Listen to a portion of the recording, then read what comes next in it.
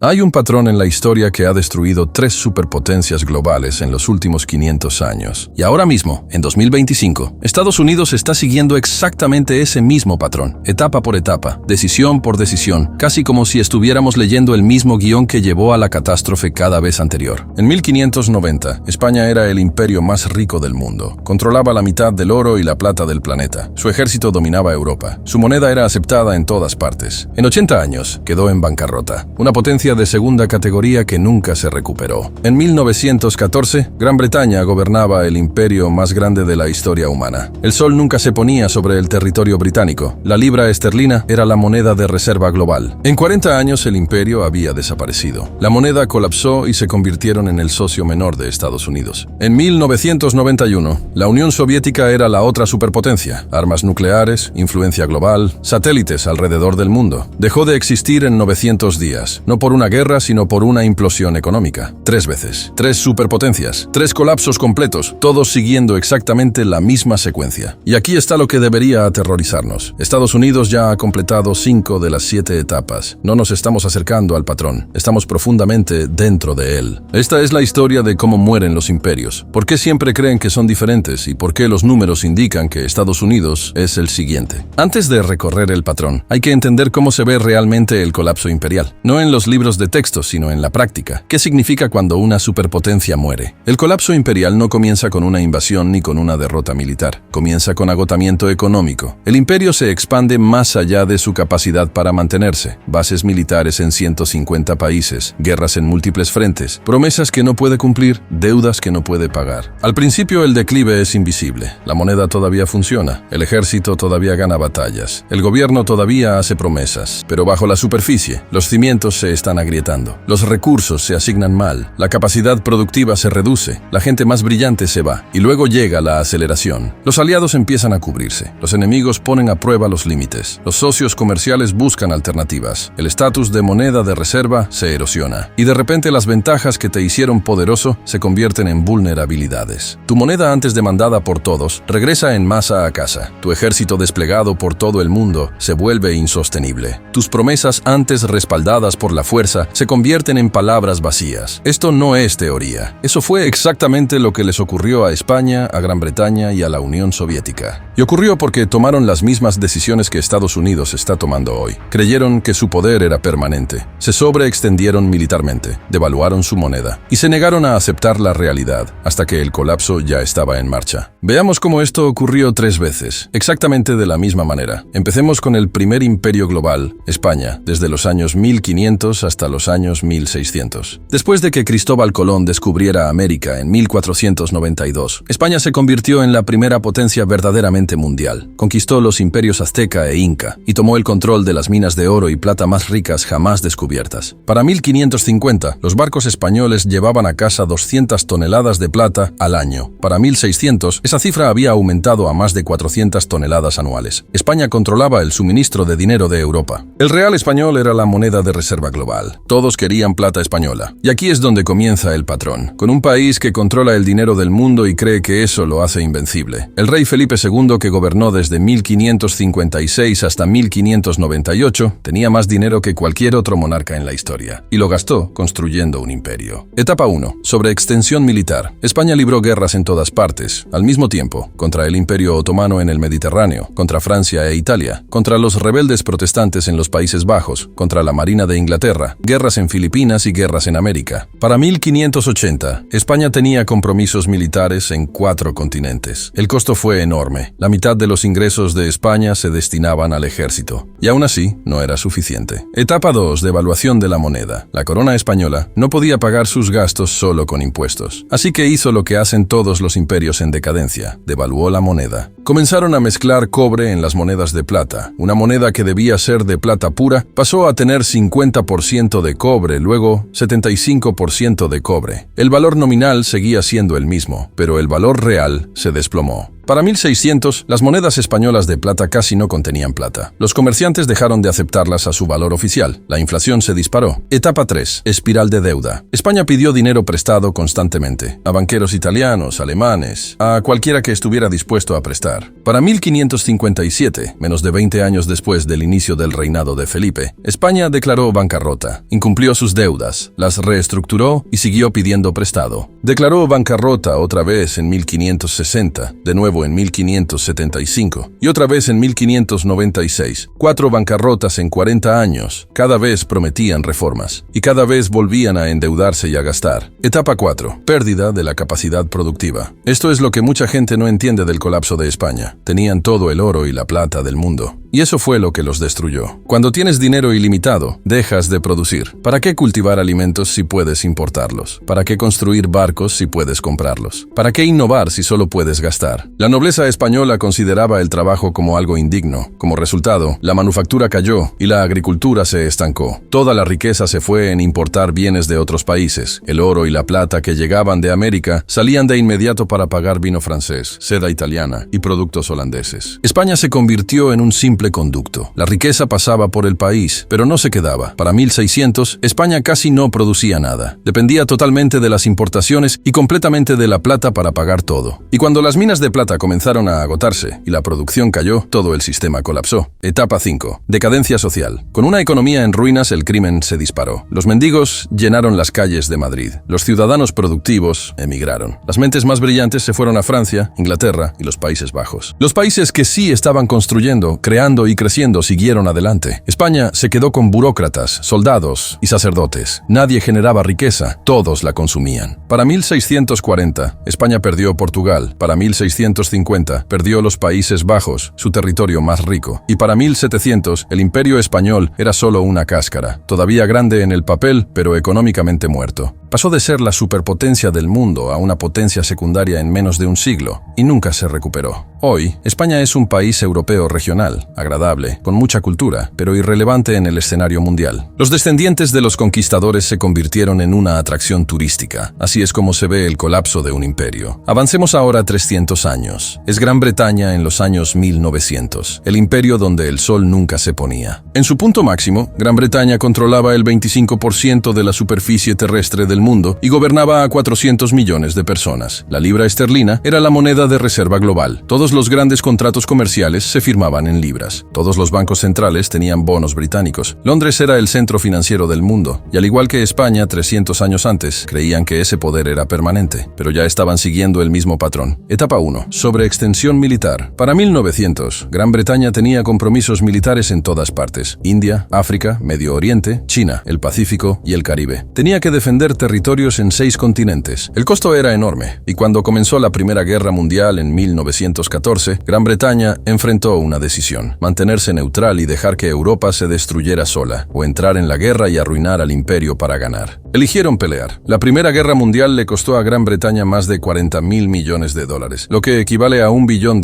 actuales. Pidieron dinero prestado a todos, principalmente a Estados Unidos. Para 1918, Gran Bretaña ya le debía miles de millones a América. El acreedor se había convertido en deudor, pero habían ganado la guerra. Conservaron el imperio. Creyeron que podrían reconstruirse. Estaban equivocados. Etapa 2. Devaluación de la moneda. La libra esterlina debía estar respaldada por oro, pero la guerra había drenado las reservas de oro británicas. Enviaron oro a Estados Unidos para pagar armas, alimentos y suministros. Para 1920, las reservas de oro de Gran Bretaña eran la mitad de lo que habían sido en 1914. Aún así, intentaron mantener el valor de la libra. En 1925, regresaron al patrón oro con el tipo de cambio previo a la guerra. El problema era que la libra estaba sobrevaluada. Las exportaciones británicas se volvieron demasiado caras, la manufactura cayó, el desempleo aumentó, y el gobierno tuvo que mantener tasas de interés altas para defender la moneda. Esto destruyó la economía interna. Para 1931, ya no pudieron sostenerla. Gran Bretaña abandonó el patrón oro. La libra perdió el 25% de su valor de la noche a la mañana. Etapa 3. La espiral de deuda. Gran Bretaña nunca se recuperó de la deuda de la Primera Guerra Mundial, y entonces comenzó la Segunda Guerra Mundial. Otros $120.000 millones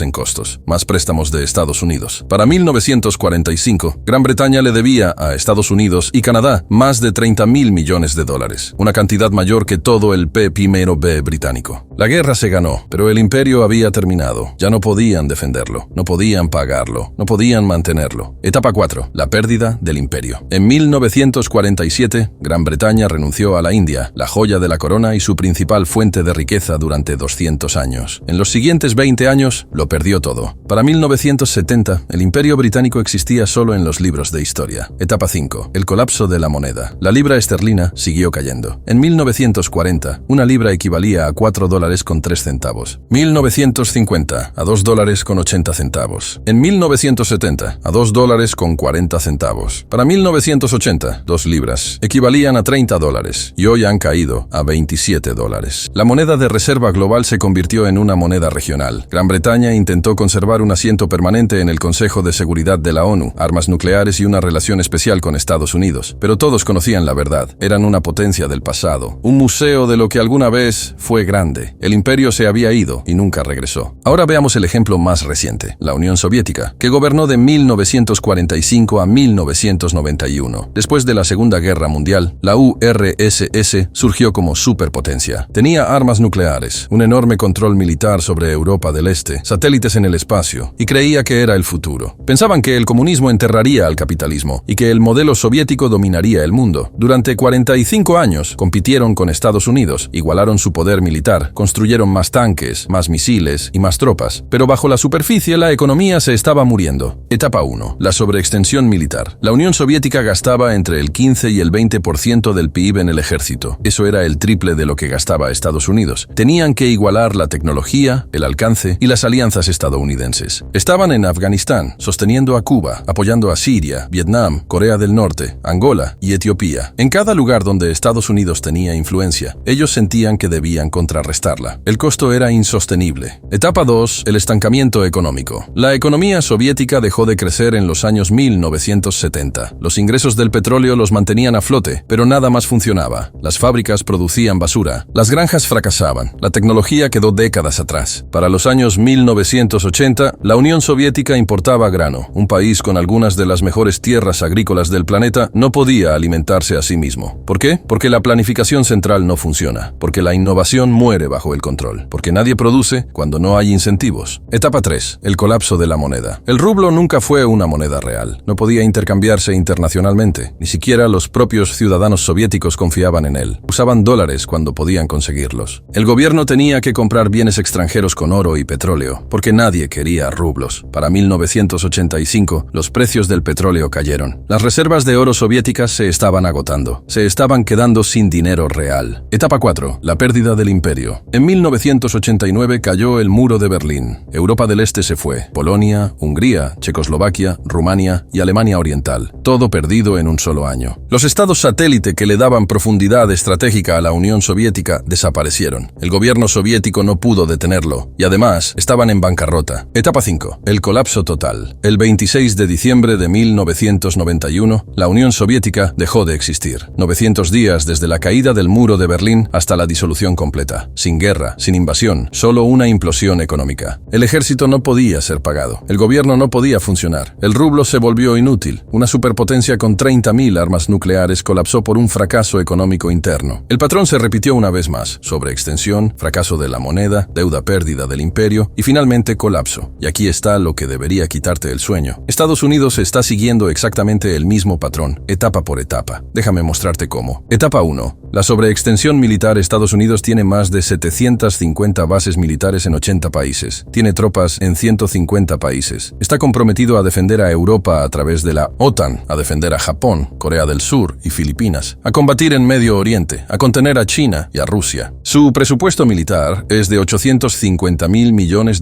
al año, más que los siguientes 10 países combinados. Pero el equipo está envejeciendo, el reclutamiento está cayendo, y Estados Unidos tiene compromisos que no puede cumplir. Si China invade Taiwán, si Rusia avanza en territorio de la OTAN, si Irán cierra el Golfo Pérsico, no puede responder a todo al mismo tiempo. Estados Unidos está sobreextendido, igual que España, igual que Gran Bretaña, igual que la URSS. Etapa 2. La degradación de la moneda. En 1971, Nixon cerró la ventana del oro. El dólar se convirtió en una moneda fiduciaria pura. Desde el año 2000, la oferta monetaria ha aumentado 400%. Desde 2020, Estados Unidos ha impreso más de 6 billones de dólares. El dólar ha perdido 98% de su poder adquisitivo desde 1971. Estados Unidos no está mezclando cobre con monedas de plata. Simplemente está imprimiendo papel sin límite. El mecanismo es diferente, pero el resultado es el mismo. Etapa 3. La espiral de deuda. Estados Unidos debe 36 billones de dólares. Eso equivale a 120% del PIB. Solo los pagos de intereses se acercan a $1 billón